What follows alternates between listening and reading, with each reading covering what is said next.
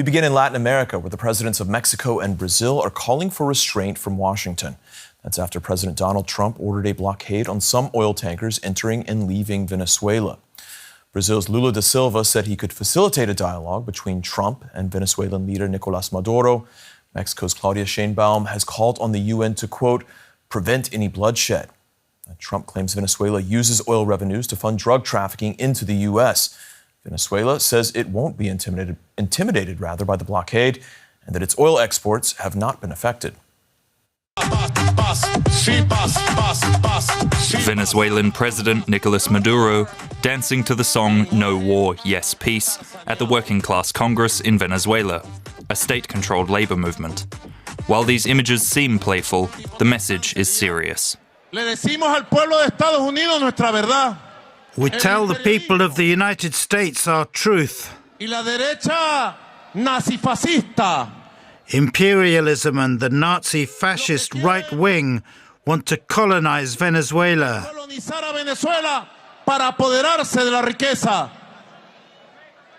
To take our wealth, oil, gas, iron, aluminium, and other minerals.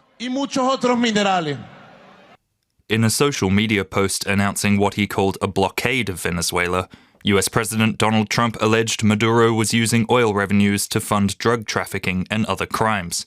He vowed to continue the military buildup until US oil-related assets were returned. Just a few days ago, the US military seized a sanctioned oil tanker off the coast of Venezuela. Venezuelan officials say a de facto maritime blockade has been in place since then. Oil-laden vessels have reportedly remained in Venezuelan waters to avoid being seized. Trump has railed against the nationalization of Venezuelan oil projects in 2007 under Hugo Chavez, Maduro's predecessor and political mentor. The moves hit US companies such as ExxonMobil and ConocoPhillips and led to years of disputes over compensation. In 2008, the US imposed targeted sanctions against Venezuela, citing concerns about terrorism and illicit financing. Since then, sanctions have been tightened. Trade between the two nations has fallen sharply, down more than 80% since 2008. Now, US President Trump says his Navy has surrounded the coast of the South American country, and that the military buildup will grow until the disputed assets are returned. John Polga-Hekimovich is a professor of political science at the U.S. Naval Academy. He joins me now for more. John, welcome. Remind us, or help us understand maybe, what is a naval blockade? And in this case, what does it mean for Venezuela? Certainly. Good evening. Yes, in this case, U.S. forces are positioned in the Caribbean to prevent tankers from leaving Venezuela and shipping oil abroad. These happen to be, it's a partial blockade, so this happens to be sanctioned tankers, which is to say those that are not Chevron, those that are under U.S. and other countries' sectoral sanctions to prevent them from being shipped to countries like Iran, Russia, and China. It's an interesting distinction there between what is sanctioned and what is not. When we look at that distinction, how effective can this be when it comes to hitting Venezuela's oil-based economy? I think it can have devastating effects, honestly. The blockade very clearly places pressure on Maduro and his government, and it increases tensions in Caracas, as some actors may see opportunities to oust him, right, and restart kind of the bigger money flow. However, we also know that Maduro has survived economic pressure in the past, in part because he's willing to starve his own people. So in that case, the blockade could have potentially devastating effects on regular Venezuelans.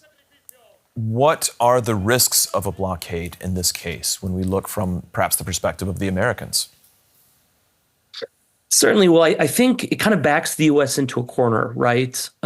If it does not force Maduro from power, then the United States needs to continue the sanctions, escalating beyond what it wants to do to ensure his exit, right?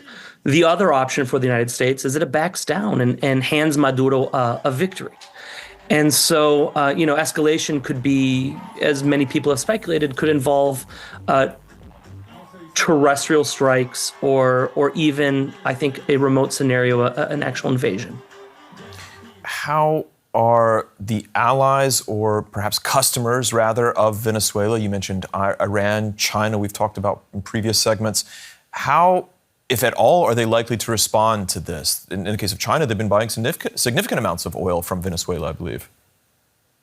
That's right. I think that there are limited options for those states to respond, at least right now, because they don't wish to provoke the ire of the United States, and in part this also seems to reflect U.S. ideology as strategized in the newly released National Security Strategy, right, which makes the Western Hemisphere a key theater of operations for the United States. And I think countries like China and Russia are unwilling maybe to provoke U.S. ire in the Caribbean in that sense.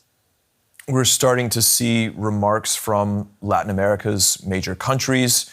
Brazil's President Lula, for example, Claudia Sheinbaum in Mexico. What ramifications could this action have for this region as a whole? Especially, you mentioned the national security strategy. It's very clear that the U.S. considers Latin America very much its sort of domain. Absolutely.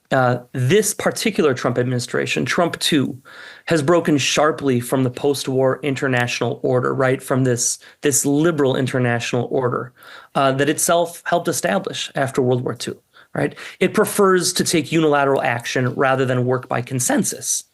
In this sense, the United States, I think, is unlikely to be swayed by external pressure and will also be likely to involve itself in affairs in other countries beyond Venezuela.